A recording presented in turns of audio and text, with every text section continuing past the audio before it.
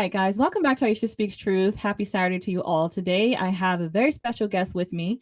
And I'm super excited to get into this podcast episode. Now, we'll be streaming live on all my socials, X American News. We're on X, we're on Facebook, waiting for that live YouTube to pop in. And we're also on Rumble. So those are all of our streaming platforms. So if you're watching from any of those, feel free to hit that follow button, subscribe if you haven't. Make sure to hit the like button as well.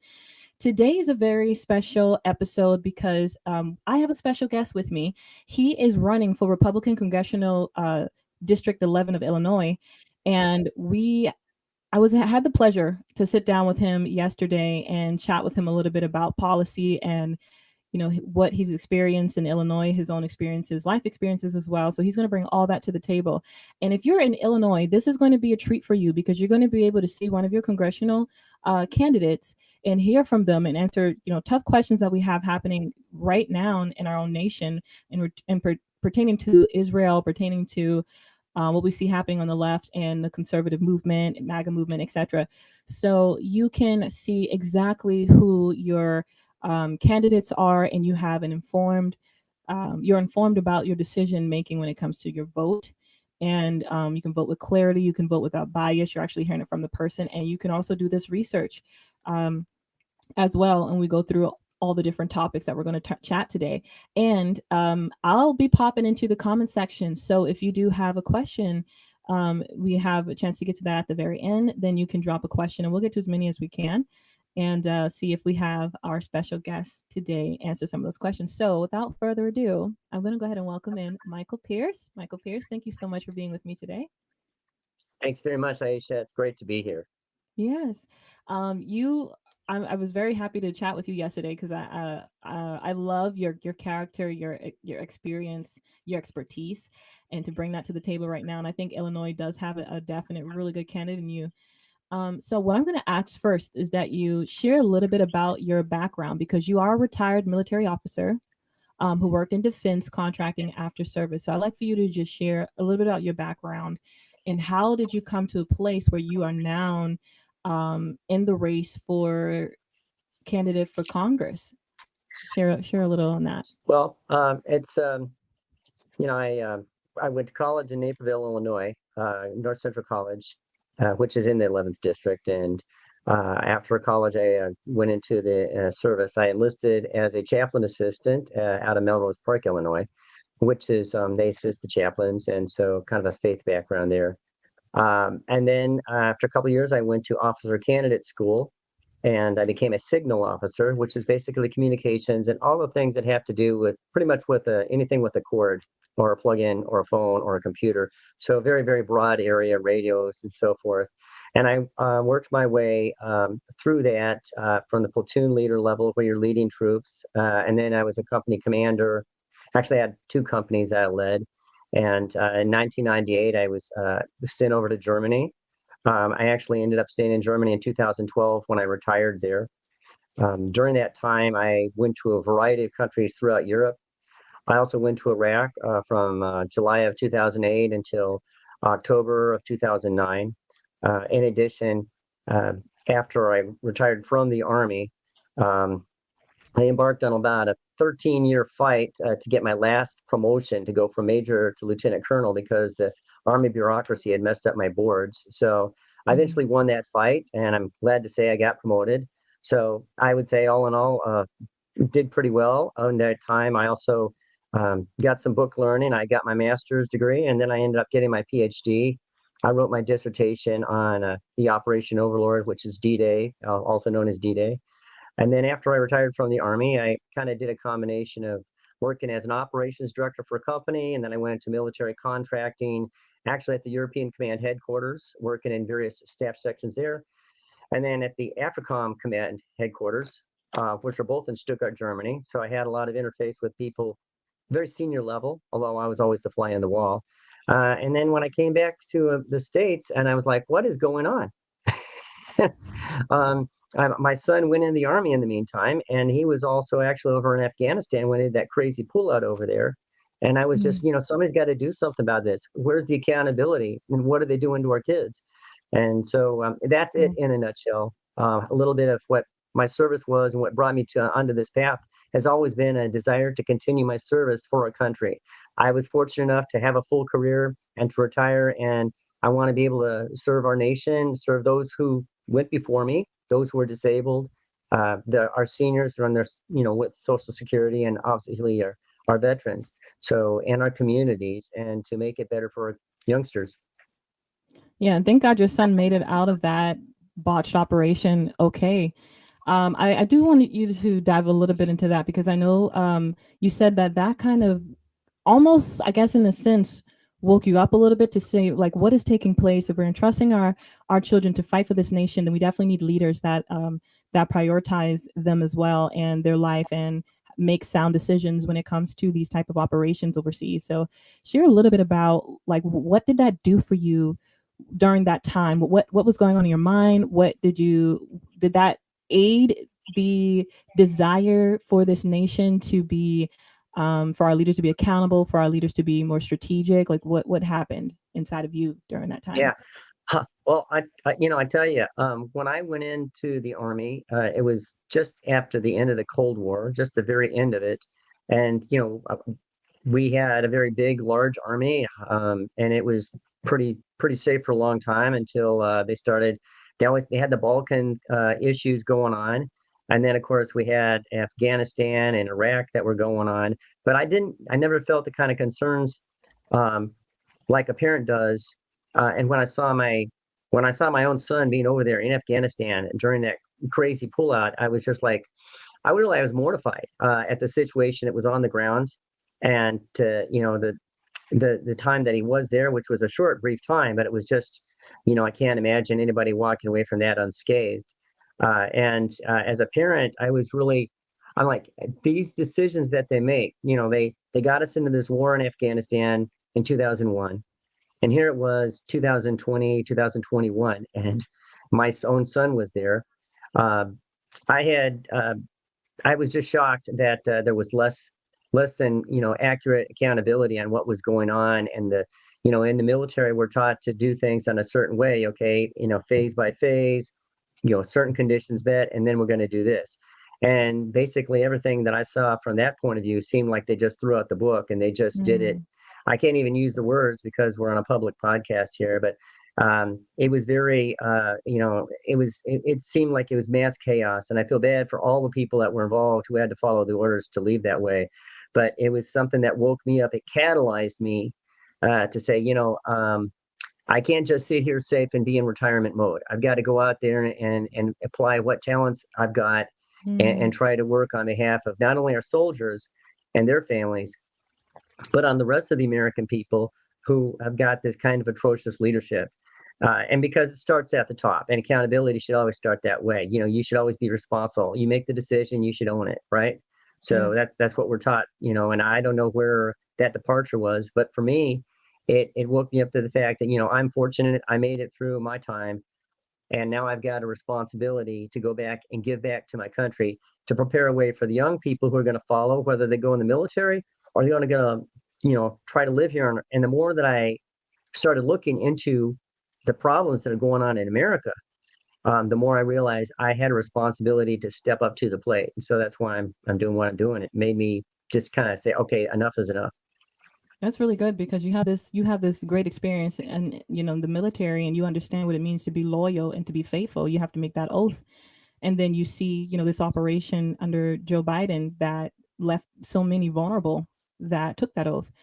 And so I commemorate, yeah, congratulate you on stepping up and seeing your expertise and need in this area, and bringing that to the table, not even discounting the fact that you might not have like the politician background, but you do have a background that definitely puts you in this place, in this position and experience to be able to lead. So awesome. I'm glad that situation made you look at America as a whole and say we need to do better with when it comes to our veterans and our military, and when it comes to accountability and leadership. Now, I think shifting gears here just a little bit, because I know this is still a part of your background, but I'm going to shift gears just a tad bit. So you have a background as a youth director and a musical ministry in the Methodist Church. Okay, so you're very, you're familiar with, the church, and you have certain morals, certain beliefs. And so this is where I want to go into next. So there, I read this book that's called Shepherds for Sale. Very, very good book. It's very dense. So if you are brand new to politics, I would highly recommend that you get the actual hard copy and not the audible Hmm. version if you're like me, because you're going to need to replay certain things and look up a lot of stuff. But it's a really, really good book. And the one thing that this woman who wrote the book said that there's a difference between when it comes to Christians, which I had seen this, but I wasn't able to put language behind it. And when she broke it down, it totally made sense to me. But she said that there's a difference between Christian liberals, Christian conservatives, and Christian communists. In my head, I'm like, are we reading different Bibles? Like, why is there a divide like this? So, my question to you, Michael, is what have you seen in the church that marks the morals of where this nation is going, and how do we bring this nation back to that First Amendment, compassion for life, thriving families, and unity among our differences? I know that's a loaded question, but let me know if you need me to repeat anything. But yeah, how do we bring our what have you seen in the church that marks the moral of where this nation is going? There's a distinct correlation to it. First of all, I think in the mainline denominations, and particularly, Methodism is a very large denomination, but it can be said for other denominations as well. There's obviously been a shift, and I think that came from the right place. I think that people were trying to really, um, live Christ's mission and move it forward. But somewhere along the way, it kind of became infiltrated with a lot of political and really temporary kind of bright lights that distracted them from, I think, the core mission of the church has been, Mm, at least in my experience, had been. And I mean, we all know that every generation changes and there's different things. But what I've seen is so many of our mainline churches have kind of been floundering and have been losing, people year after year after year, and they're scratching their heads and they're chasing after a smaller and smaller percentage group of people. I personally believe a lot of it has to do with funding pensions. I think that kind of that it was trying to go after numbers rather than stay with the core mission. And what's mm, happened is that a lot of people have left the church, but they haven't left Christ. They haven't left their faith. They've gone to other churches, non-denominational churches, and some of these other churches that have sprung up around, but they're not organized. So on the one hand, we've lost some of the concentrated focus and strength of the word of a national denomination in terms of where the presence of God should be in our society and the role that it plays, because we live in a land where it's in God we trust. That's on our money. So mm, there must be something to it. We founded on these principles, and a lot of people also become timid in their faith and have started to, now they're being discounted, and so that's where I see the problem as it's come about, and the change in the churches that I was at. Now, what do we do about it? I think number one is we need to kind of revive, if you will, um, people's call to service. And mm, obviously, I'm sure you'll bring that up about the tragedy with Charlie Kirk last year and Turning Point USA. But there have been many other people over generations who brought a revival in terms of, faith and family, because they go hand in hand. And we've been fighting a culture war the last several decades, many decades, where people are trying to divide the families. And I think that there's a call now to bring people back, and just people are looking for something they're not going to find in these other elements, because there's a certain part in the human spirit we require faith to sustain us. If you don't have that, that's why they call a wellspring, right? If you don't have that faith to sustain, you're going to be looking around, and that's why we see these terrible things that are going on. People are grasping for something, they're looking for something to hold on to as an anchor for how they can make their life and move forward and get the self-realization. But without faith, they're not going to find it. And so they go down into darker and darker areas. And also, we know that Christians aren't perfect, but we have a left-controlled mainline press that likes to portray that Christians are very judgmental and that we try to pretend that we're perfect. Well, we're not perfect. We don't try that, but we're forgiven. And we accept that grace, and we need to get that message out. So mm, part of that is a call to people who have platforms such as yours, and when given that platform, to exercise it. That's one of the reasons. Another reason why I'm running for office. We can show that we're a country of faith without hitting people upside the head with a Bible. But by living that faith And as a person who is a politician, we should be the example, and we should Mm, absolutely be the example of, hey, our foundation of our country was built on certain principles, and we need to sustain those principles. So I believe that by being vocal about it and sharing and being open about my faith, and trying to encourage others to share their stories, that I believe that will help heal that. I also think that other churches need to become involved and get back to their roots and go, especially, look at the Methodist Church. They need to get back to their Wesleyan roots. I was there when they celebrated their 200th anniversary in 1984. Okay, don't I can't even remember how long ago that was, but there was a big gathering out in New Jersey, and Methodism was celebrating its mission was to be a light into the world. So let's be a light into the world. Let's spread that message. that's great. Yeah, I totally agree. I remember, you know, mentioning, like we talked about with the different churches and what we're seeing happening. Like there's even a church down my street, that has an LGBTQ flag as well. And it's like the root of the thing, like what do you want to stand for? And this is the difference what I see when the book I told you about, where it's Christian conservative, Christian liberal, and Christian communist, where they essentially believe certain things and then conform scripture to culture, right? Or yeah, they conform Yeah, the and you're not scripture to supposed to culture. do that. Yeah. We have to. We're actually. I mean, it says you're going to be different. It says you're called to be, to be held to a different standard, basically. And when I see those flags and I see them at different kinds of churches, I'm like, that is a political thing. Why are we say that churches are supposed to be non-political, but yet you've got this. And so that sets off some bells with a lot of people and pushes them away from the church because they're like, they've taken segments of disaffected parts of society, and Mm, rather than it being more of an embracing thing, it's actually causing people who are concerned, it actually pushes them away because they're like, you're sending an opposite message than the message of the church. yeah. Not to be of this. We're in this world, but not of this world, right? Yeah. That's We have to perfectly live in the said. world, but we're not really of it. So why are you going after? And this is a temporal thing. This is a thing that's been put together by politicians, and even itself, that the stripes on that flag represent segments within a society, where they're trying to divide. And America has always been about a melting pot. We are one people. And the more they want to divide us up so they can keep the difference between those who have and those who have not, those who are going somewhere and those who are going nowhere. Mm, At the end of the day, you trace it all the way back.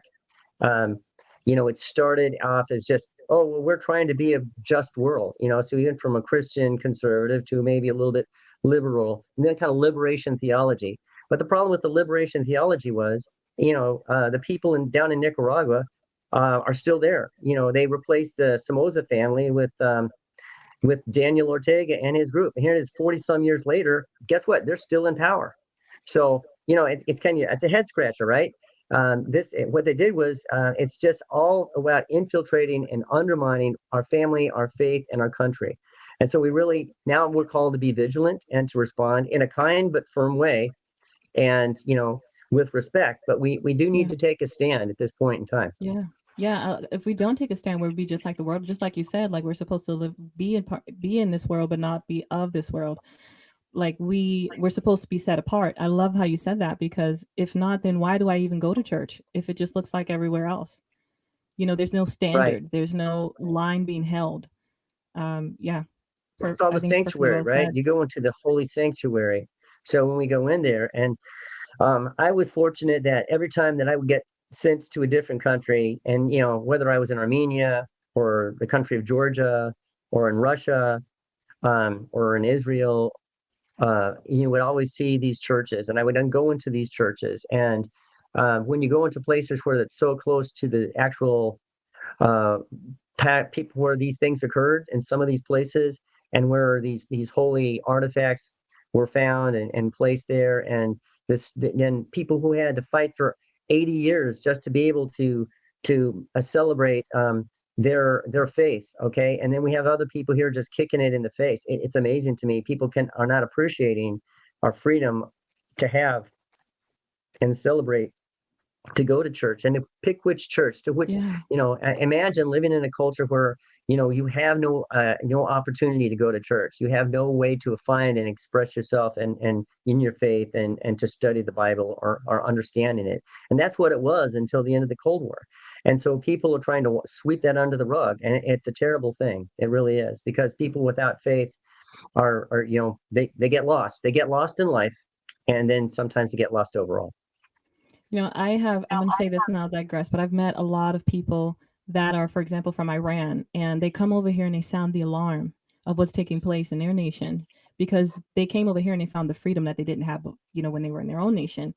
And some of them become Christian, or most of the ones that I've seen, and most of the people from Iran, they are Christian, um, after coming here to the United States, and they just sound the alarm on the oppression of Islam and what they experience. And I just think, I love the fact you mentioned the Constitution and our rights as well. Like this is the reason that they're able to even speak out and say anything, because they are protected by that.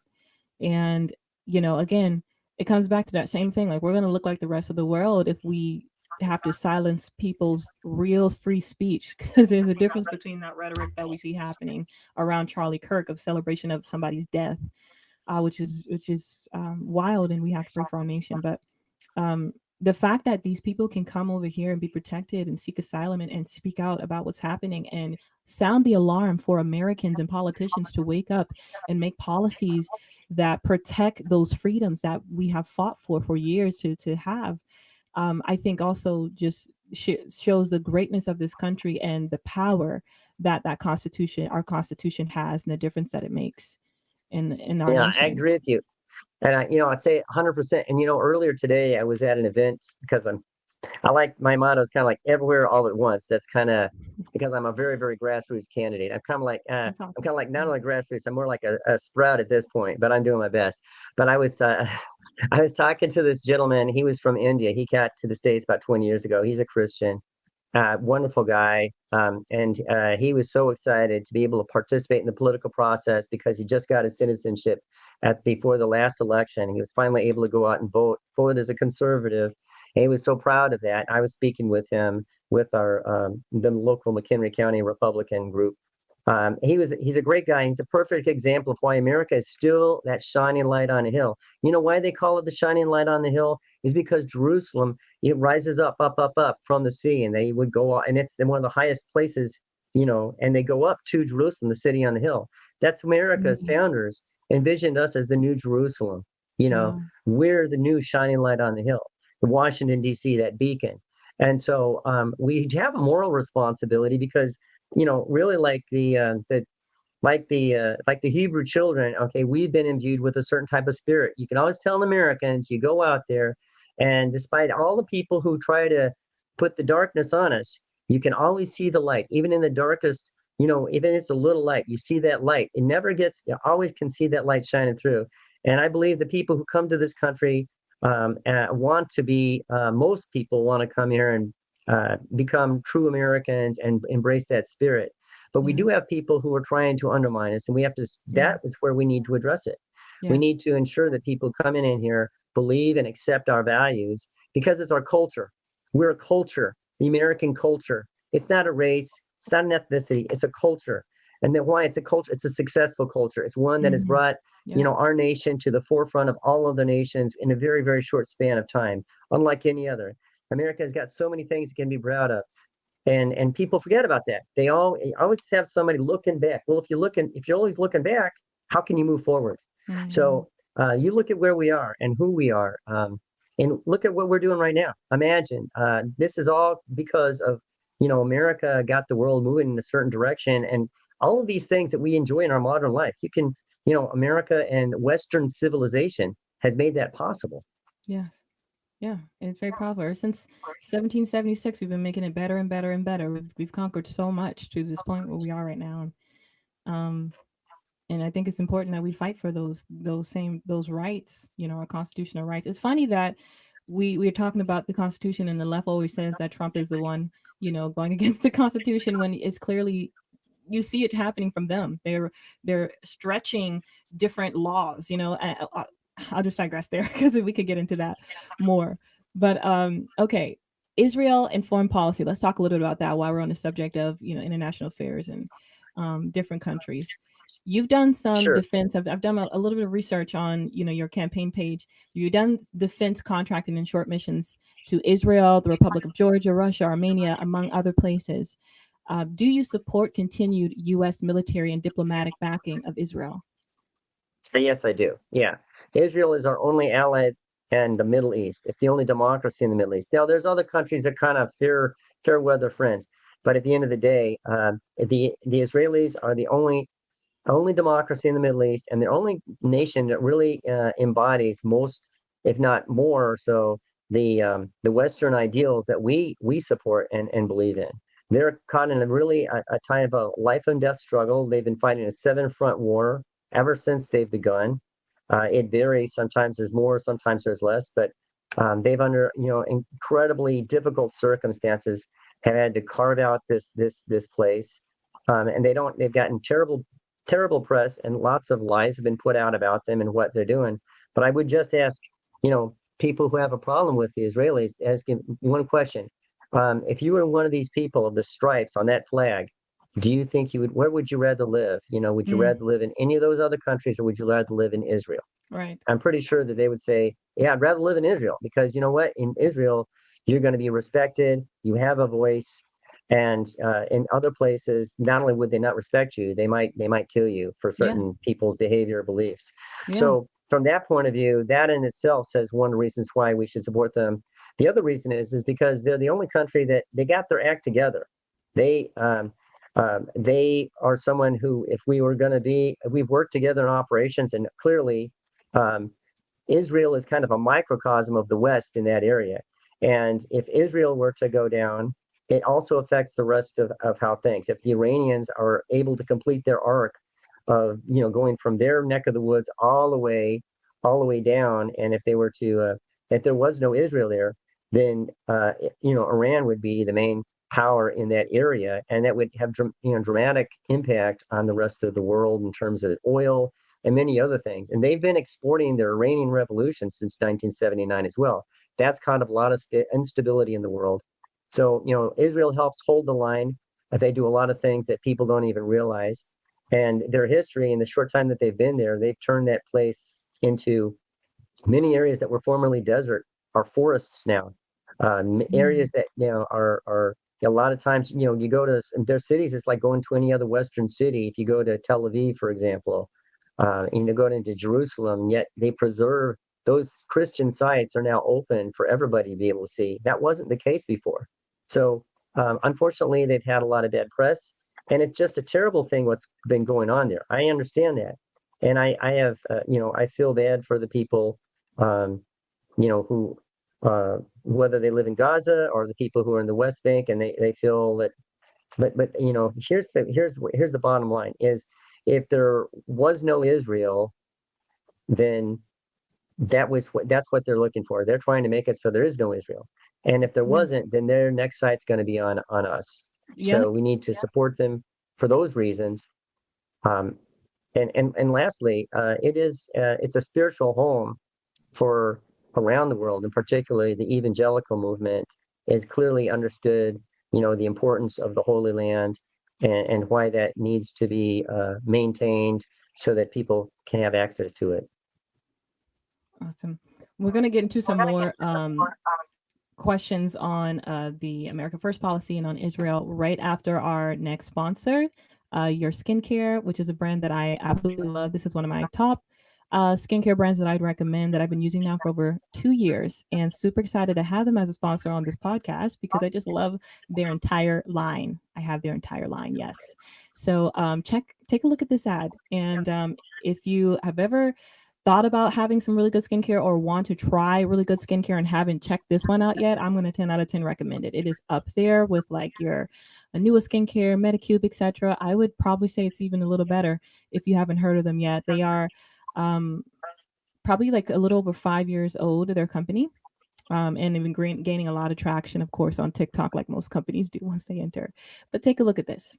Brand is also one of my favorites, and this brand is called Your Skincare. This brand has tons of different options that you could choose from. They also have an A to Z set and also individual products that you can use. I've actually been using this brand for a full year, and their stuff delivers, and I often get compliments on my skin. So I'm super excited to share this one with you guys today. There are two products that I'm going to share in this video out of their entire line. So the first one is going to be the Purifying Clay Mask, and this clay mask, ladies, is like no other clay mask I have ever tried. It is top notch. And the reason why is because it has bentonite clay, salicylic acid, and glycolic acid as the three main active ingredients. That bentonite clay is going to help to detoxify the face. You have salicylic acid that allows this clay mask to tackle acne in 15 minutes. You will see your acne breakout totally diminished, and by the next morning, completely gone, just by using the clay mask. Also, this clay mask helps to tighten, firm, lift, and also brighten. And you will notice your skin brighten within your first use of using it. Yes, you heard that right. Usual clay mask, it takes about 3 weeks for you to see that change, but this is the very first clay mask I have ever used that you see the change in your first use of using it. It is that powerful. Also minimizes and cleans out the pores as well,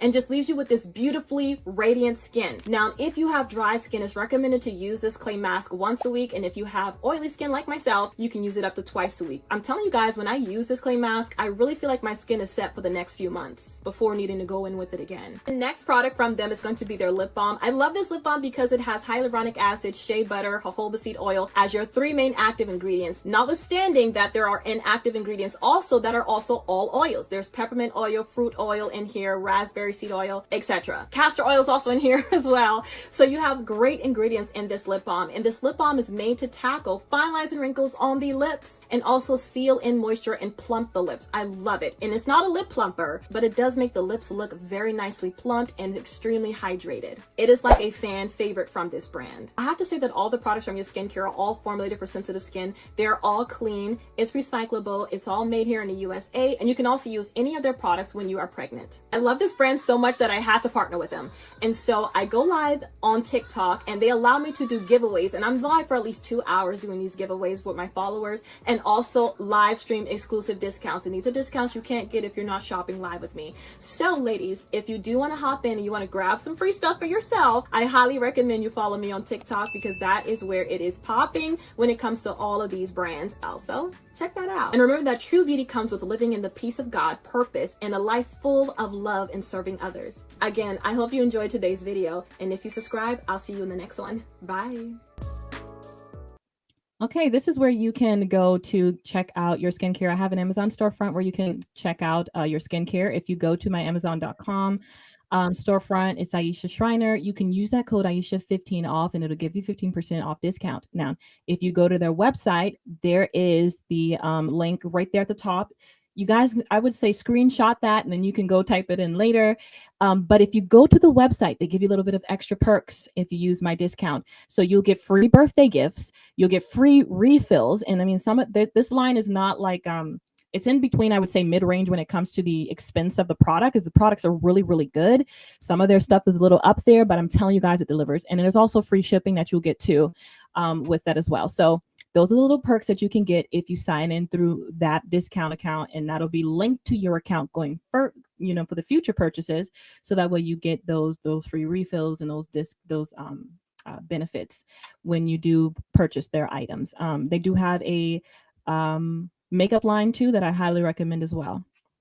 All right, so let's talk about the MAGA and the Trump movement, because I want to get more of your stance on a couple of different other things, Mr. Pierce. So do you believe in or reject the key tenets of the MAGA movement, like election integrity, America First foreign policy, trade protectionism, strong immigration enforcement are few?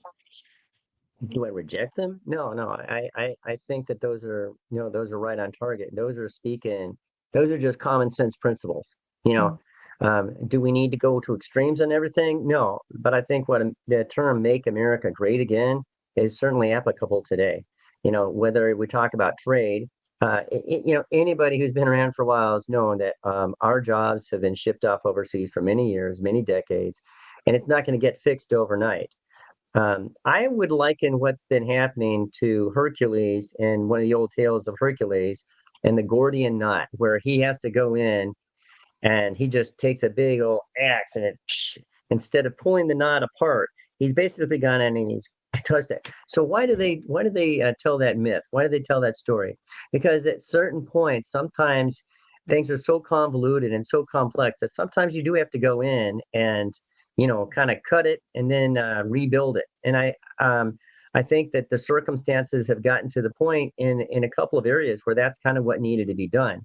You know, we can take a look at the immigration issue. I think a lot of people who are good-hearted people and Christian people, want to see others have the opportunity and who are deprived or who are fleeing war or that's an understandable thing. And so we want to open our doors and help people. But what we saw in the previous several years has been anything but that. We saw a complete upsetting of the balance and overload of resources um, on others, but we weren't taking care of our own. So that's what part of MAGA. If MAGA means taking care of America's veterans or making sure that our people who are on Social Security get enough to eat and have a decent place to live, or that our disabled have a decent place to live and don't have to, give up eating and only eat ramen noodles. This is real life. My brother's disabled, and he gets some Social Security, but it's not nearly enough. I have to kick it in. My daughter helps out. Why? Because they only give a certain amount. Because they have different areas. So if the idea is to keep Americans whose families have been here for generations, keep them at a subsistence level while they open up the doors, so people who just showed up get homes and cards and everything, of course you're going to build up a certain level of resentment. So make America great again means taking care of America's needy, taking care of those people who've been left behind. And that applies to people of color in America, by the way. Generations of people in America, they're finally getting a chance to get back and some of the struggles that were going on and to have a chance to move forward. And then, we've got it's burning the candle at two ends. You've got people who are well-qualified people who can't find jobs because they've been shipped overseas in certain tech areas, or they have visiting workers come in, which is fine if they're going to be part of the Borg and, celebrate America. But the problem is when you get so many people all at once coming in, and it affects the people at the lowest rung of education, indiscriminately and, multiply, that hurts everybody. And we're trying to fix our country. We're not just not, and everybody wants to talk about, the people who are MAGA people are mean and, hateful. No, it's not about that. There's no hate there. We happen to love our families though. And, whether it's our veterans, our disabled, or our parents. My mom, when she was on Social Security, she didn't get too much money because, she didn't start working because she was busy raising kids, and then she entered the workforce. So she didn't have enough. She didn't have much to live on. So it's really difficult to accept the fact that they'll provide housing for somebody with a family, but give so little to our seniors. And there's a lot of people who are on Social Security who are disabled veterans or who are disabled in general. And so we ask ourselves, okay, shouldn't we at least make sure that the least of our society, Jesus said, how you take care of the least of these is how you take care of me. There's a reason why he said that, right? Right? It's the golden rule. As you do unto others, so do you unto me, right? It's the same thing. But don't we first need to start with those before we welcome everybody into the house? We need to at least make sure that we've taken care of our house and gotten it in a little bit of an order.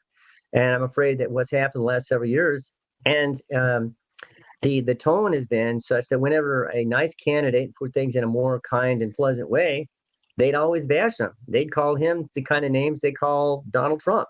Well, Donald Trump's not the kind of guy. He's going to back down. He's going to stand up for it. And I remember 8 years ago, close to 8 years ago, I was in Germany during that election that they had. I was in Stuttgart, Germany. It's several hundred people in this audience, and I was doing a debate over there.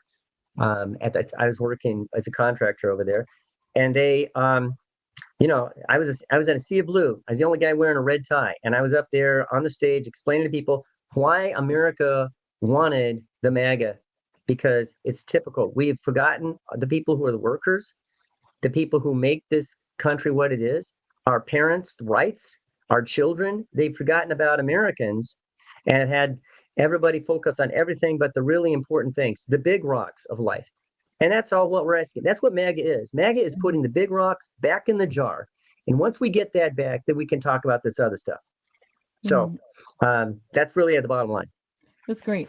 So I am going to get to, I want to ask you some questions on what you see happening in Illinois and what your stances are on certain things. But before we do that, I'm going to take us back a little bit to the Israel conflict, because as you know, right now, it's such a hot topic right now between what's happening in Israel in terms of the Gaza Strip. There was a recent interview with CNN, which I think CNN, and this at least at this time, I know for sure they did a great job with this interview. So there's an interview that I want you to see really quick. Really quick, sorry.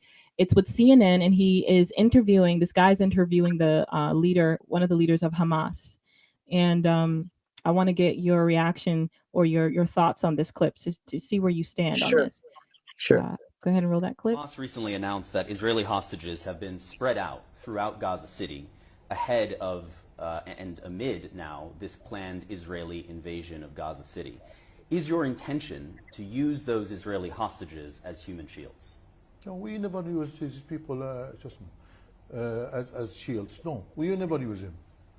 All the time we explain that we as Hamas, we use these people or we deal with people according to the Islamic principles and according to the Islamic values. But it was quite clear in the statement from the Al-Qassam brigades, I think this is a false accusation against all. This is a statement from the Al-Qassam brigades, Hamas's military wing. They said that in order to deter this Israeli military invasion, they are placing Israeli hostages strategically. That the hostages are spread everywhere. There is a big dilemma in this. Israel now is going and now is doing to destroy Gaza, to destroy everywhere, to kill people everywhere. With all due respect, how can you stop this? With all due respect, when I speak with Israeli officials, I press them on all of these questions. I'm speaking with you right now, and I'm asking about Hamas's role.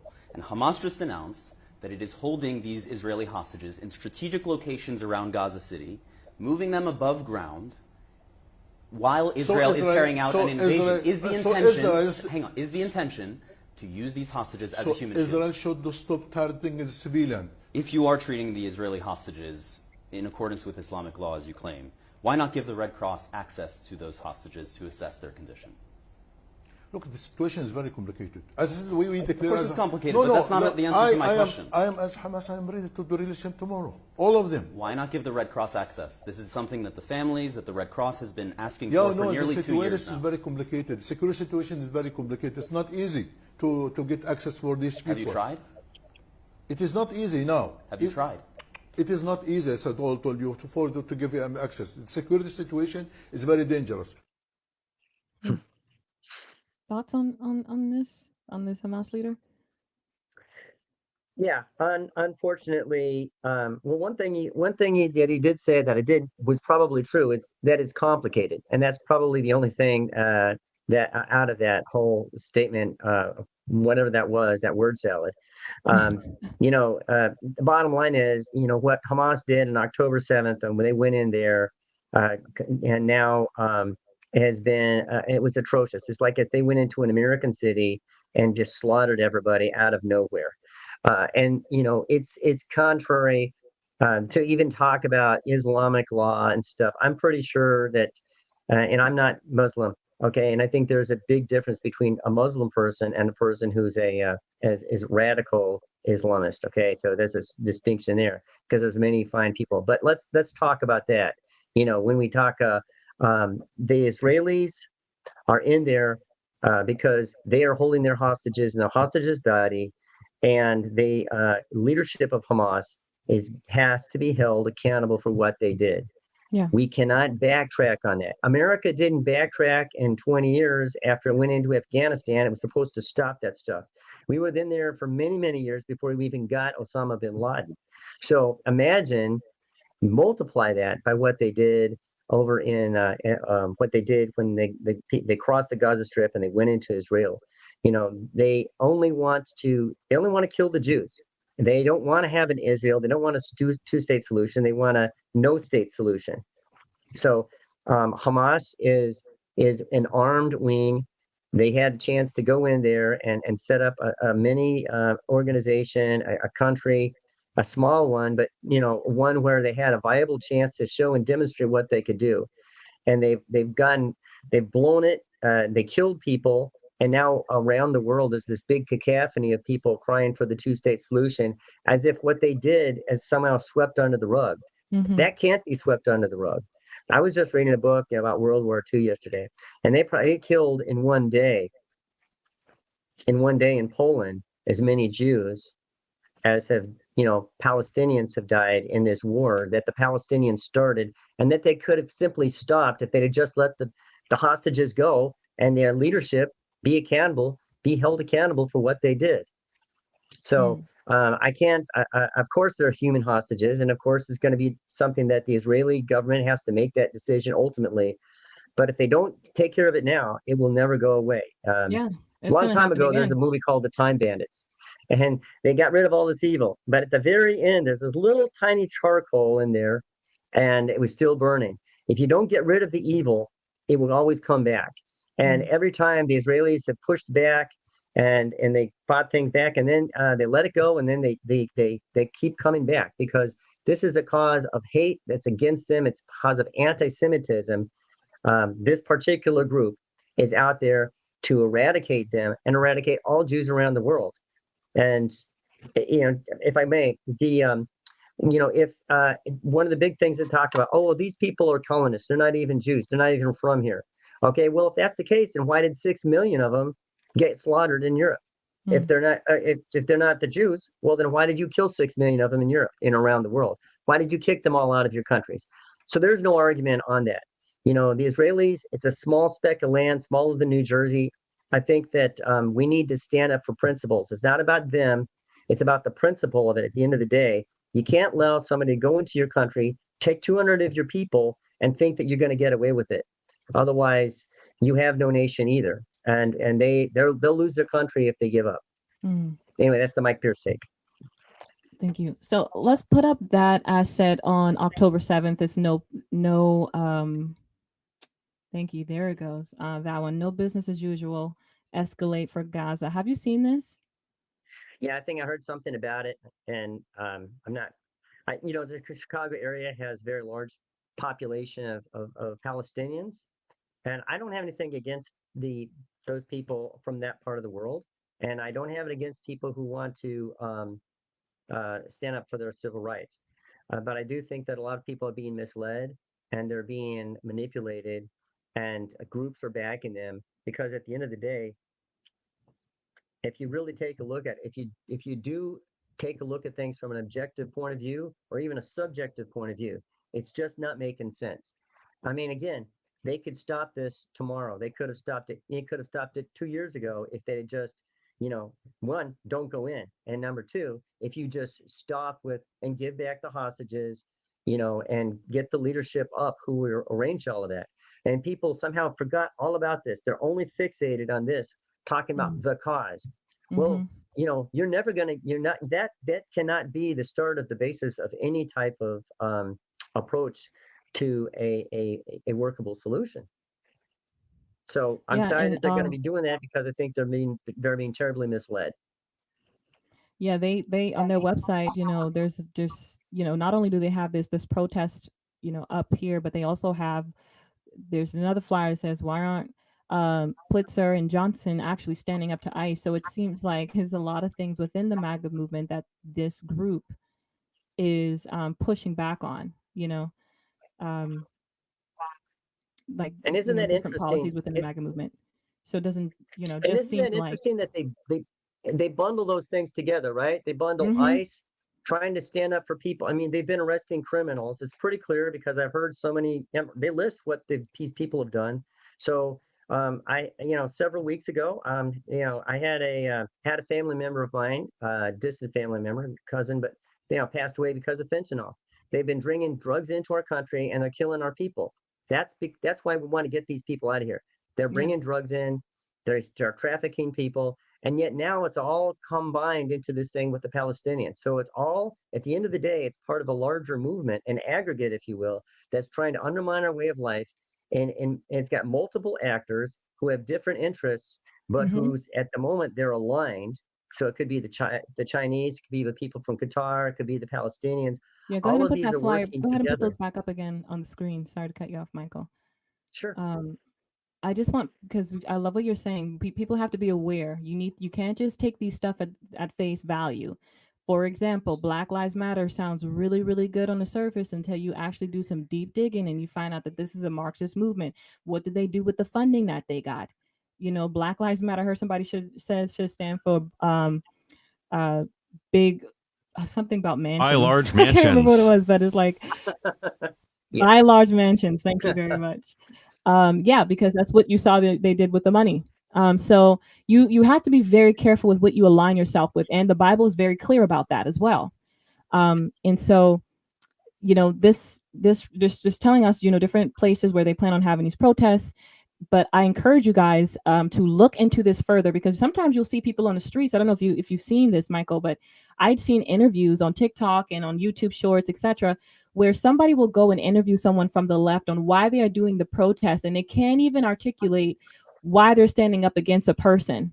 They don't even have the full knowledge. It's like they're just going with the flow, going with a little narrative that something was put out, and that just ignite them, and now they must unite to this cause. But you need to know the in and out of what you are joining before you say, I'm willing to go out and put my life essentially on the line for this, because that's kind of where we're heading at in America, sadly.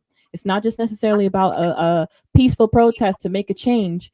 Now we're seeing this very violent language and violent acts from the left as well. Yeah, it's not about Michael, I know we're solutions. kind of cutting it close to time, but I want to get to some more things for you, okay? Mhm. So you state life begins at conception. That's what I read on your campaign page, which I totally agree with. How will you fight for pro-life legislation at the federal level?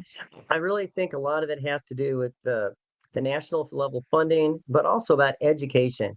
We live in an amazing age where if people have so many options in terms of you know contraception, of what they can do to even prevent getting pregnant. Number one. So I think it starts with education for young people about that. And number two, there are so many options for young children who are in the womb still, and convince somebody and let them understand that they're actually carrying a human life. Okay, that a lot of the other side tries to say, well, they try to use euphemistic discussion language to make and talk about it in an other term. Why? Yeah. Because it's to soften the reality of what you're doing, what's being Yes. done. And I believe women, if they have the information available to them, all of the information, that most of the time they're probably going to want to make a different choice if they knew what the options were. Think about it. 100 years ago, if a woman found herself, she's going to have a child and she had no place to go, maybe she'd be cast out in different societies. Okay, that was wrong. 50 years ago, maybe there's still some stigma attached. But nowadays, people celebrate the fact if they're going to have a child. That's a wonderful thing. And it's interesting because on the other side of the aisle, they're also pushing to trying to discourage people from having more kids overall. But then they're also saying, well, we don't have enough people in America, so we need to bring in 20 million illegal immigrants to do our jobs. So, there's an inconsistency in their logic. And then, of course, the human life aspect of it is so important. Once we've cheapened human life at one level, we're cheapening it at another level. And that's why the value, when somebody's not useful to society, that's why we treat our Social Security recipients, our seniors the way we do, our disabled the way we do, and our veterans. The veterans wrote a blank check to our country. And once they cast them out, okay, you're done.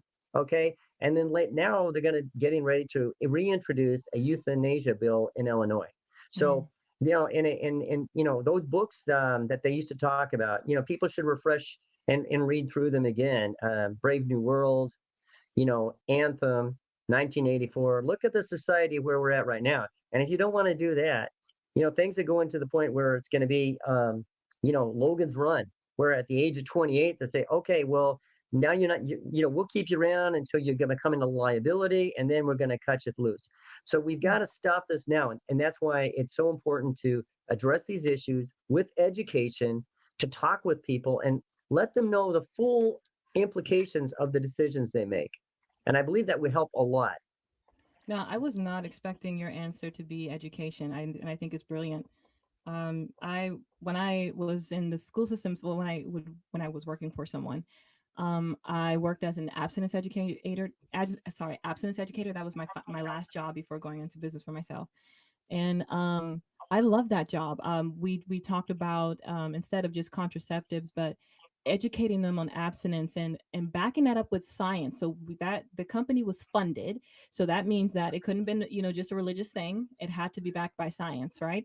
Even though a lot of the basically the whole thing was biblical, we had to back it up with science. And the Bible and science, they agree, right? So real, true science, not just what we conjure up and say is science, but and we saw great results from that. But it was education, allowing them to know like these are all of your choices that you have. And Right. now as an individual, what the word of God tells us, we have free will.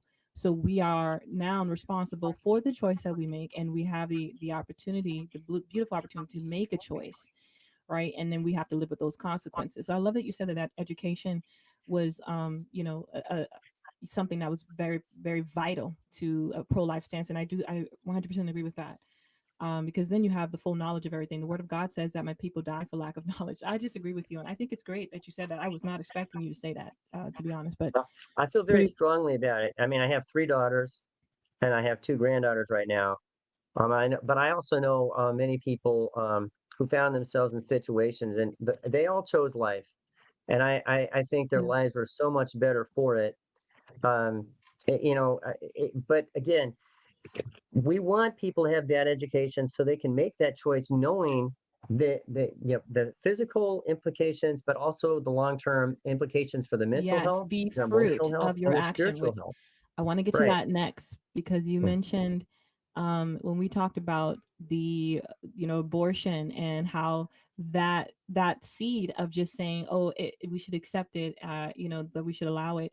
And I agree, we understand that there's different scenarios that takes place when it comes to a woman getting pregnant, but at the core of it, when you mentioned that when we just see life just as something that we could just off at any moment, that bleeds into other portions of society, and it's like the fruit of what was taking place from the initial action. And this is one thing I loved about Charlie Kirk, is that he was able to see a law or a policy and kind of look long term and see what the effects would be. Maybe that policy or that law could be elongated for other things to be added into it that probably should have never been there. He was able to see that, and it's one thing I admired about him, because he didn't go to school, and he was very brilliant at looking ahead and seeing that this type of policy won't work or will work, etc., or what it would lead into, the fruit of the policy, basically. And when I was Hmm. talking to you yesterday, I love what you said, that if a policy, and I think this is where, I don't know if this is something that us Americans have to kind of get over to, or not necessarily get over, come to a realization of, and politicians have to be humble enough to admit, is that sometimes you can put policies in place of what I've seen, and they don't work well when they sound great in theory, but then when you put them out to the public to actually put that thing in play, it doesn't work. Yeah. And then sometimes I'll see politicians still push for that policy, even though it's destructive, right? For example, defund the police, even though it's destructive, they still say, oh, let's do it, let's do it. Um, and but you said, I love what you said, on when I was talking with you yesterday, it's like, if it doesn't work, then we got to look at another way to do this. I love that. That's humility. That's actually putting your I think is putting your constituents first. It's doing an excellent job as you're in your role. If you can say, this is what we tried to do, this is what I want to do, I was hopeful for this, but it's not working for my people, A great way and look at a that different way to do it. I'm sorry, a great way that we sum that up Mhm. in the Army is no plan survives first contact. So Mm, in life and in legislation, it takes a long time to get legislation done. But if that legislation doesn't work out, you got to pull an audible. You got to be able to make the decision. And this is where, again, you can, whether you take it from a military point of view, or you can take it from a policy point of view, or a business point of view. If it's not mm, working, then mm. change direction. Yeah. That's really what it comes down to, especially if your job is to represent your people in your district and bring back jobs, for example. If you're not bringing back jobs, and your state consistently has the highest number of people leaving and the highest number of jobs leaving, and the costs are the highest, then you need to think about what policies can be implemented to change that. And obviously, going with the same thing doesn't work. And why Yeah. I'm in this, because I believe that I can. Okay, let's try something different. Let's think outside the box, right? Yeah. Now, what are you seeing with Illinois? What do you want to implement to make Illinois greater? What do you see the issues when you're in your campaign? Like, what are you gonna change or go after to make sure that Illinois economically is thriving, that it's thriving in its education? Um, what are some of the things that you're going to implement or go after or target? Well, I think the three economic tenets are pretty much on the top of most people in Illinois. We have high property taxes. I want to lower those. We have high cost of living. I want to help lower that. And then we have we want to bring back jobs. We've been losing jobs for decades and stuff. And how to do that? Well, as a representative, I have some sway perhaps, but I believe if I work in concert with our state legislature and our federal friends and private business, and I believe we can change that. And by bringing back jobs, for example, we can encourage maybe that we can get those costs for the taxes a little bit lower, and that'll ease the burden on people, and that'll help ease the cost of living. We've had a lot of businesses, big businesses have left Illinois. Part of it has been because of, simple things that should have been taken care of. Mm-hmm. For example, crime. Work on the crime issue, and some businesses would come back, at least into Chicago. That was a principal reason for some. And taxes, excessively high taxes. But we can also dig our way out of this literally because Illinois sits on 500 years worth of coal. So we could start producing our own energy instead of importing it from Wyoming and other states. We import just from Wyoming alone something close to 2.5 to $3 billion a year in coal, but we sit on 500 years of coal in Illinois. So I would encourage our own industries in Illinois to try and free up some of the regulations that's been done on them that's thwarted those energy in those companies' energy production, and also we've got to make sure that when people come in that they're paying their fair share. So the government has played favorites with some companies but ignored others, and we've lost big businesses. In turn, had other companies come in that actually kind of hurt the state and are counterproductive to it. And our farmland, for example, is being eaten up by certain things, which, for some, I love renewable idea. I love the idea that, we can get energy from the sun, but do you really want to spoil the best farmland in the world and cover it with windmills and solar panels? So we need to be smarter about what we're doing and where we're leveraging our assets. And you need somebody who can communicate and bring people together and talk to them directly and, sit down and have that face to face. And so much business is done on a face-to-face meeting, not simply by ignoring it and not picking up the phone. And I'm afraid that there has not been a lot of negotiations that's been going on for companies that should be brought back. Stellantis is still not open its plant in Belvedere. We just lost the meat packing plant down in Momence. That raises the cost of living for everybody because we have to bring cars here to sell the cars, and we don't have people working there. Or you have to pay for higher prices, but we buy millions of dollars worth of bratwurst. I mean, it's an example. Millions of dollars worth of bratwurst, and they went up to Wisconsin. So these are areas where we can talk to people, say, hey, bring your businesses back. Let's work on the taxes, and let's use our resources more responsibly. That's awesome. I love that because you see in a lot of Democrat-ran states, they just tax their people out of the water. It's crazy, and I think that's probably why a lot of Democrats did not understand Donald Trump's plan when it came to tariffs because they're used to taxing their people, right? Where he's like, "Now we got to change gear here because it's not working," right? So, and then he brought in, with the tariffs and that, and instead of us paying higher taxes, now we got all these tax cuts, right? So, It's the politics of envy. If you do well, good for you. If I do well, good for me. But the bottom line is I shouldn't begrudge you because you did well. It should be an example and an inspiration. Go out yes, there and, let's bring back the American dream.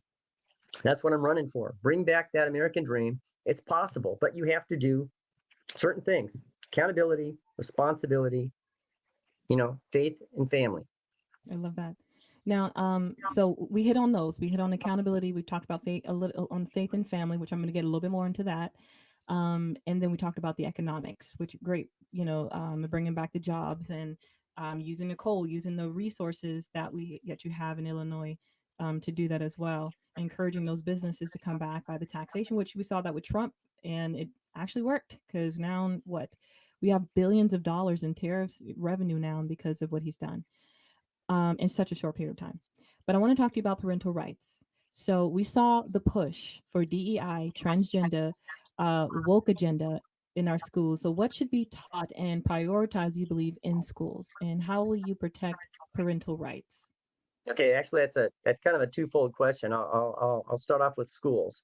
With schools, we should be teaching our children to be competitive on the world stage in terms of a true education, a real education. And I went to public school in Illinois. I think I managed to do okay. So I support our system is wonderful. We have something that other countries could only dream of. Our schools have spirit. They have teams. So many kids have an opportunity to grow and learn and become something. So it's wonderful schools. But we need to make sure that all of those children are learning and are being held to a standard so they can advance.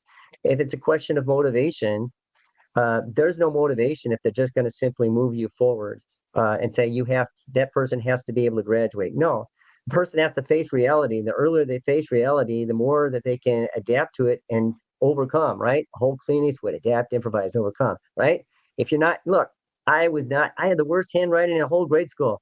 And when I got out of sixth grade, the teacher gave me a tablet so I could learn how to write better. I never could, but it didn't stop me from going to college and going on and getting a doctorate. Right? Because you learn to adapt and improvise and overcome. We have to teach people to be valuable. We have to teach people to think. That's what school is about. It's about developing our critical thinking skills, not being spoon-fed.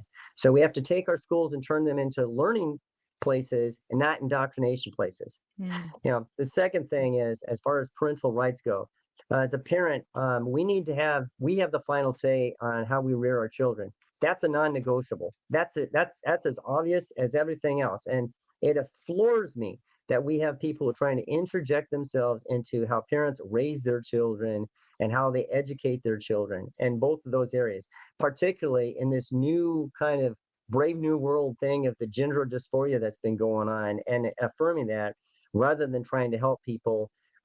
What they've done is, I think you touched on this yesterday when we spoke, somebody who could be a mentor and decide that they're a mentor. And we don't know if they're manipulating that child. We don't know if they're a predator. We don't know what, but we do know that a parent has a right. It's a God-given right to raise their children how they see fit. And that's a tenet of the United. That's a tenet that's in the First Amendment. That's what it's all about. Freedom of religion, and we get our schools, by the way, because we had people learning to go to school so that they could read the Bible, and that's an outcropping really of what the Jews were doing for many, many years. They had their kids go to school to learn Hebrew so they would know the Torah. So it started off with education about God and faith, and then it became compulsory education because they started to understand, by having people who can read, we have a more educated populace and not just the rich people. Oh, yeah. And that means that they can do more things. And so we were able to progress before other countries even had it. So good education system, it could be better. And we need to continue to work on getting people back to the core tenets of that, and giving me my right, whether I want my child to be homeschooled or if I want my child to be able to go to a private school, or if I'm going to, support the public school because I'm still paying the taxes. Yeah. And everybody who has a miss thing, if they don't like their school system, what they really need is to go to their local school board systems. There's a lady in Batavia, Illinois, and she's really active. And she and some others have been going to the local school boards, and we have these in between elections, and they slip these people in there who try to undermine these systems. So I would recommend everybody, please, please, please look at who's running for your school boards if you want to really affect things at your local level, because that is very, very much as important as anybody in Congress. Their say is so important. So local school, act locally and think locally too. I know that the world globalist is act locally, think globally. No, take care of your family, take care of your kids, raise your kids properly, give them a chance in life. That's good. I did throw two questions in one, so thank you so much for getting it, just for the sake of time. Okay, so this next question I have for you. So you saw what took place with Charlie Kirk and what's happening with Turning Point USA. Do you support Turning Point USA chapters and school campuses? Of course. I mean, I don't even know why we're having the conversation anymore. We've had Fellowship of Christian Athletes have been on college campuses and high schools for years. And Turning Point USA is another form of evangelization, but it's also bringing people into that political process and letting Christians not feel cowed or intimidated. So we definitely need that. And in fact, I know a young man. He just started one over at Rockford College, Jaden Galagly, and he set up a wonderful memorial service up in Belvedere, about less than a week after Charlie had passed, and he did that young man. And there's Wow. many young people across in our area who are stepping up. And this is a movement. This is We need something it. that is as important. He was the voice of his generation, whether people on the left wanting like that or not. He was the Mm. voice of his generation for a big segment, and he spoke a lot of common sense, and he believed in engagement with people, right? Yeah. Not about putting people down, not about hate, but about engaging with people and having honest debate. Honest debate means sometimes you hear a truth you may not like, and our dangling amygdala may not like that. That's why we get upset. I heard that the other day. But the point is, though, truth is truth. Okay. And so, again, this goes back to what people are searching for. And now, when they find that, they're waking up. And I think people have ruffled feathers because they don't like to see all of these young people realizing, wow, I don't want to live in my parents' basement until I'm 40 years old. I Yeah. do want to have a family. I do want to raise some kids. I Yes. wouldn't mind Oh, those having a are little great mini me principles. walking Like, what is around and to wrong with play with. all of those are great principles. We need strong families to have a strong nation. Like that's kind of how it starts. And for example, here in South Carolina, we had our state made an announcement that they are now allowing Turning Point USA chapters on their all school campuses. And I'm like, why did we even have to first make that announcement in the first place? Right, And right. I didn't share this with you before, but I am actually the state chair, the Southeast state chair for South Carolina, and Oh, wow. and Turning Point USA Blexit arm. And so we are actually, within Turning Point USA, we've gotten so many requests, unfortunately, following the death of Charlie Kirk, or should I say martyrdom of Charlie Kirk. But it's overwhelming number, and we're getting to work with responding to all these people that are wanting to start chapters or wanting to join a chapter, and it's beautiful to see. I call it the sleeping giant has awakened. It's what I keep saying on Yeah, my yeah. socials, because I mean, like, I understand, I get why the left hates this, is because a lot of people are turning away from their party once they get common sense and once they get the information. And I think that this is going to be golden for school campuses, because not just because we're coming back to the simplicity of life, I would say, when it comes to like just the conservative values like family, that family is a great thing, having children is a great thing, having multiple kids is a great thing, having a job, having a career, going after the American dream, all the things are great, protecting your country, those are great, patriotism, they're great. But I think some schools, I feel, especially Title Ones, I feel Mm, they do a grave injustice by not educating at the high school level, I would say, educating kids more on politics. And this will mhm, give them a way to get into that and to think critically, like you said earlier, and to formulate their ideas, to understand, where they could go in life when it comes to the knowledge that they have on our politics, on our system here, and our government here in America. I think it's going to help a lot of young people to have a lot of, more options than just certain jobs. You know what I mean? That we all go for. They'll have more. They'll be more educated, I feel, mhm. because we're having those Yeah. discussions on campuses. Yeah, there's the value of Now, work, the value of raising a family, and at the end of the yeah, day, what do you leave behind? What will you leave behind? Why are you here, and what will yeah, you leave behind? Ask yourself that. That gives them introspection. Think about that. And so, is what you left behind the fact that you worked um, or did you embark on a journey? Did that journey as a professional journey, a journey mhm, to use and enjoy? God didn't put you on this earth just to be passive and accept and do nothing.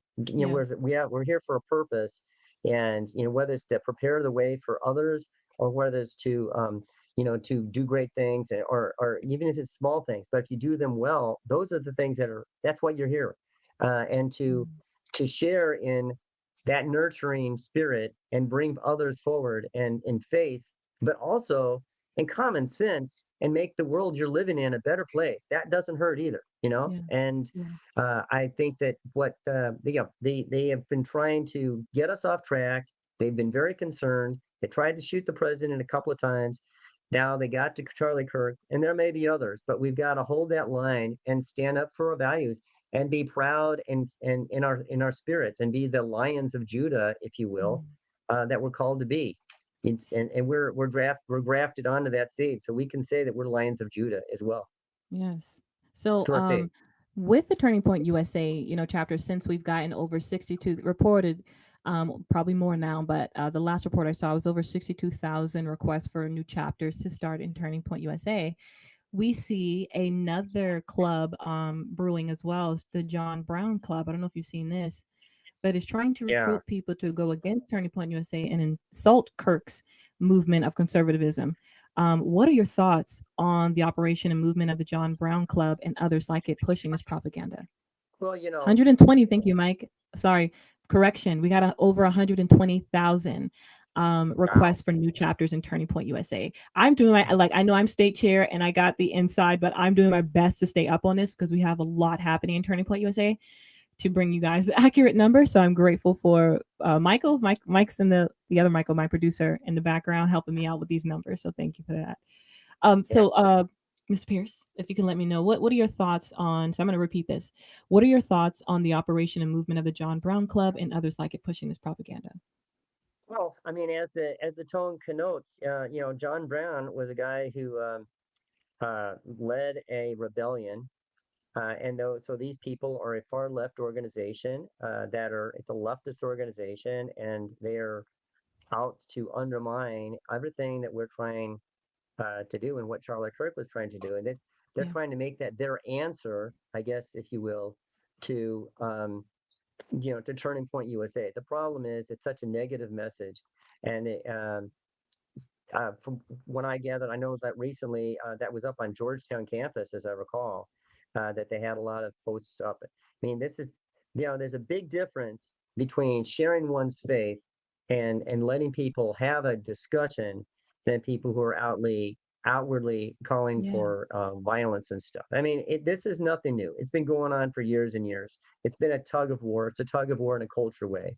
So this I'm is just their sad answer. to see this. I'm sad to see our nation at this place. I didn't I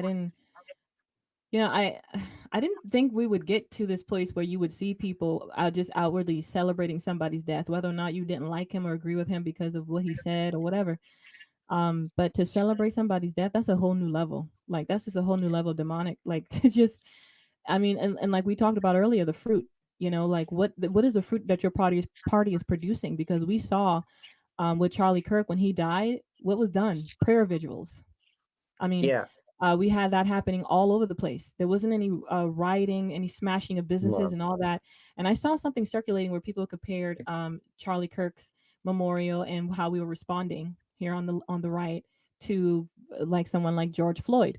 And some people are like, "Oh, this is different context." And what? Okay, if you don't like that context, we can change it up to a different context. It doesn't matter what context it is. Your constant response to something you don't like, whether that be ICE, whether that be the happening in Gaza and what President Trump, his stance with Israel, is rioting, destruction. It doesn't matter if it's George Floyd or not. The parallel, it's sliding moral relativism. It's justifying something because somebody said something that I don't like, so it makes it okay. We learned this when we're children. Just because somebody says something you don't like, you don't take a stick and hit them upside the head. Nobody taught these people right in kindergarten. Okay. I'm gonna say something. Oh, sorry, I'm gonna say something really funny. When you say that, like when somebody says something you don't like and you hit them upside their head with something. I want to say, for me, growing up how I grew up, it's like hood-like behavior. That's like how you act in the hood because you're uneducated on how to deal with certain situations, on how to communicate with people when you're angry or you don't like what they said, or how to just simply walk away.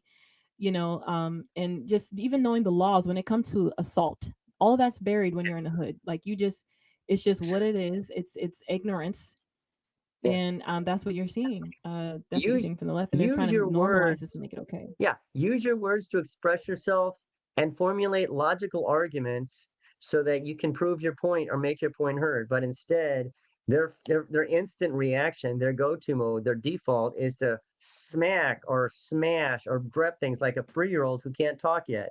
And so it's amazing. And, the reason why conservative people didn't have to burn things down or act crazy like that is because we have confidence we know we're secure in our faith, and we understand why we do what we do, and we realize that it's not going to do anything to help improve the situation if we were to Yeah. do that. Yeah. All that happens when they have these riots and burning down things and everything else, and that just makes it more miserable for the people who have to live in those areas. Yeah. And we understand, those of us who who are grown-ups will say, no, let's we're upset, we'll find the perpetrator, we'll have justice done, but we're not going to go crazy across the country. We'll celebrate his memory, and the best way to celebrate that memory is to implement what he was talking about, which is a call to bring people back to the faith, and Yes. to be acting on behalf of those who have no voice. For Yeah. example, the unborn, our Yeah. seniors, our disabled, etc. Those are the ways that we as conservatives can act. And that also doesn't mean that we're wimps. No, it just means that we actually use the appropriate levers The of Constitution. So society to we apply the Constitution, yeah, to make right, change. I smack got them some. upset with the Constitution. Yeah, I got a couple more questions for you. Okay. Um, Hmm.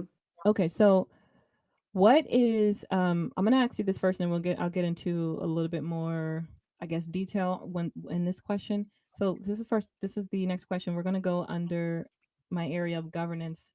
What is your track record for standing firm under pressure? Now that we're on this topic. Well, I guess the best example of that is 20 years in the military, having been put in numerous situations, whether under a lot of pressure many times.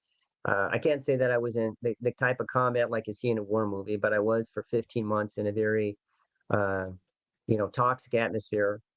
And I spent several years at a combat training center, and there's a lot of things around you. There's a little bit of pressure there, I would say. Um, what I've learned from all of that is how does one behave. Number one, if you see a challenging situation, you know, you may react, and there's an instant reaction, but then you have to get a hold of yourself, and then you focus Mm. and bounce back immediately and get on track. So how I react under pressure is, I'm like a duck. Things gonna roll off, but underneath I'm just paddling as fast as I can.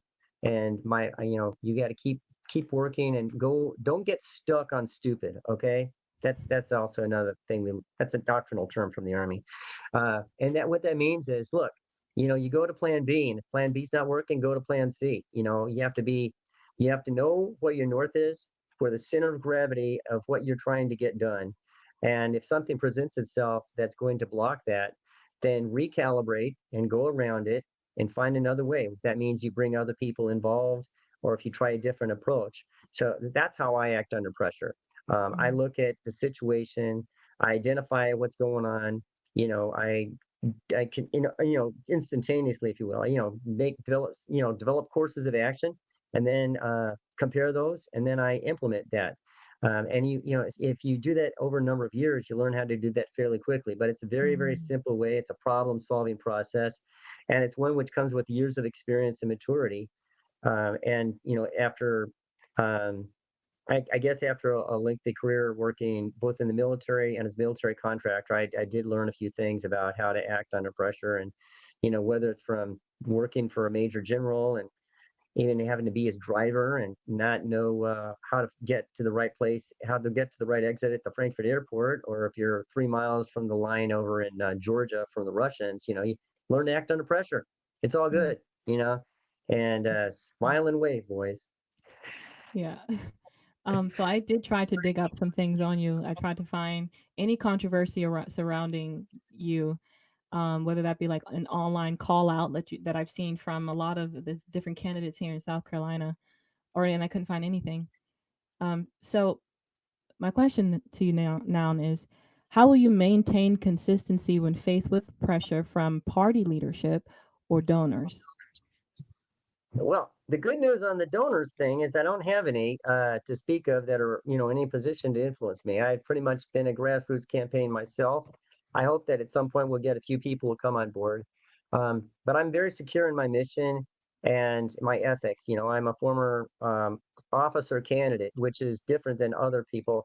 The officer candidate's oath is, an officer candidate will not lie, cheat, or steal, nor tolerate those who do. So I'm not looking to be part of somebody's, you know, their aggregation and improvement of, getting money, making money from the government. I'm here for my constituents. I'm here for the people of Illinois, for the Americans. So number one. Number two, as far as any pressure from the party goes, I mean, I believe that you have to support the party, right? But I have to support those things that make sense. And if it's something that doesn't make sense, it's not in line with the values. I guess I'll be the guy who's politely but firmly, no, I don't think that I can do that because our our principles are such that this violates those principles. So you just have to. And one of the good things is, I guess, it does come from the military. You got to get used to, you have to be the guy who's strong. I've been a company commander a couple of times. At one time, I had a couple of hundred people I had to work for. I had a senior leader, brigade commander, and colonels and sergeants major. People were senior to me, and I was a captain at the time. But I also had a lot of subordinates as well as people in my who are the same rank. And the bottom line is you have to be able to work with people, and that's what politics is about. It's about a give and a take. But you need to know where the line is when you talk about compromises and principles and stuff. And you didn't find anything on me because I try to be reasonable. I try to be a common sense person, and I'm generally trying to work in the common interest of where I believe in those things that I talk about. I believe in my faith, and those principles of doing unto others as I would have them do unto me. And I try to live like that. And I think that I would apply that certainly if I was in Washington as a congressman or anything else, because you need strong ethical leadership. Regardless of one's faith walk, strong ethical leadership is a requirement Yes. in public There's a service. deficit It's here in what it is. America. It's service. Yeah. Okay, and then if you guys heard that for our donors, because what I've discovered going to different GOP meetings and sitting with people who ran for different offices is that you'll have these rhinos that will try to keep it among the elite. Hmm. And if you're somebody that's like a conservative, somebody that comes with common sense, and don't just go with what everybody else is telling you or wants you to do or pushing you to do for a certain agenda, you're kind of outcast because you can't be manipulated, you can't be controlled. And I think that that's why we love Donald Trump, you know. Even though he put up his own money and he did have donors, but even though he had donors, he didn't cater to them because who was one of his biggest donors? Elon Musk, and he still slashed the EV mandates. So um, if you're a donor out there, we're going to give you information in the end where you can find his campaign so you can assist, you can help out. I got two more questions for you before we end our podcast today. Did and do you currently have mentors, and what are some of your biggest life lessons? Because I found that mentors or having some type of accountability, because you've mentioned that, and that's one of your things you're going to run on is accountability, is very key. And Charlie Kirk had he had leaders around him that he trusted. I think having that accountability around you too to keep you just sane and remembering who you are, etc., is key. So, again, did and do you currently have mentors, and what are some of the biggest life lessons that you've learned? You know, I've had several. The first one, mentor right now is my wife. She's been a tremendous mentor for me over the years, and she's definitely kept me on the right track. And I'm so grateful for her because she she's just a star, and she has just and she can do anything. So I am so grateful for her. She keeps me well grounded and keeps me focused. And so a way above on, she is my mentor. And then while I was in college and all through college and afterwards, I had a tremendous cross country coach who recently passed. Um, in fact, that was one of the reasons why I was still over here because I was helping him and being with him where I could during his last journey. And he's like coach of the century multiple times. His name was Al Carius, just a tremendous, tremendous person. Uh, and he would give me life lessons and share with them, even when from a young man, 18 years old, who wasn't one of the best runners at a college where he was coaching All Americans. He gave me every bit as much as he gave to those guys who were the top runners in the country. And then I had a wonderful lady. She was my campus chaplain, um, the Reverend Isaacs, and she and I are 180 degrees in many areas. But she was my United Methodist pastor and she got me involved in being a youth director and mentored me all through college and through life. And she actually came down when I got promoted from a enlisted guy, got promoted to a lieutenant, and I got into officer candidate school. She came down from Nashville, Tennessee to Fort Benning, Georgia, to be one of the people to pin me. And she's been a lifelong mentor. And even now, even though she doesn't necessarily agree with me politically in many areas, she knows I have a good heart, and she still gives me direction after so many years. And so I listened to my coach Al and my dear friend Barb. Those are the people who really made up that gap between parents, because my dad died very early. If we ever talk again, I can talk to you about that. My mom, when she passed. So, those are the kind of people who make up the gaps in your life. And Al told me this. He said, seek out a mentor, seek out somebody who's being successful at what they do, no matter what they're doing. Seek out a mentor and learn from them. Emulate. What is it that makes them, great? And consistent. And with, like, for example, running was consistent daily mileage, but really it's consistent daily approach about your values in life. You're gonna fall sometimes, but we get back up. And Al, just a couple of days before he passed, he said, "It's what we leave behind."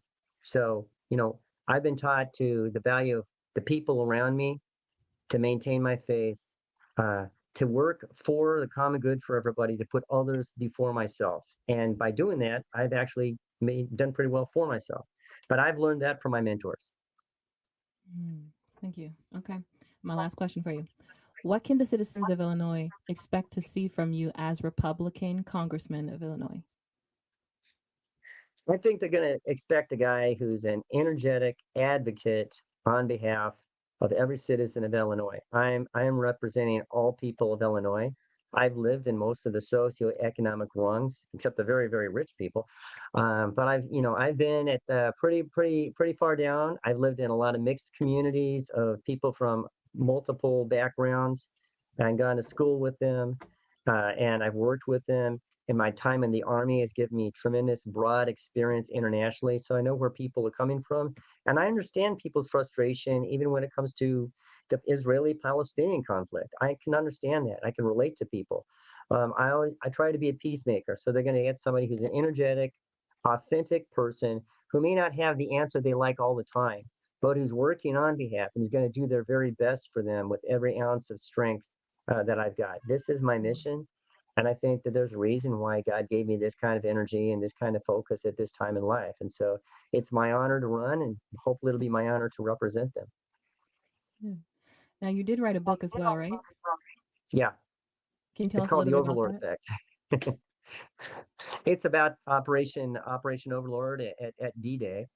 And many years ago, I guess it's 20 years ago, I was working for a two-star general over at U.S. Army Europe, and he was in charge of all of the World War II 60th anniversary uh, commemorations. So part of my job was to manage some of those at some locations, but also to take all of the accounts of the people who had been at the D-Day celebration. And so I took those and I said, "Do you think it would be okay if I use these in my PhD dissertation?" And he goes, "I think that'd be a great idea, Mike."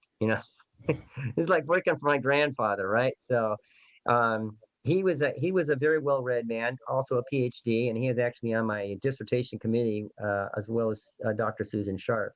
And so, tremendous book which talks and looks at all of the different aspects of leadership, and as well as my own leadership theory.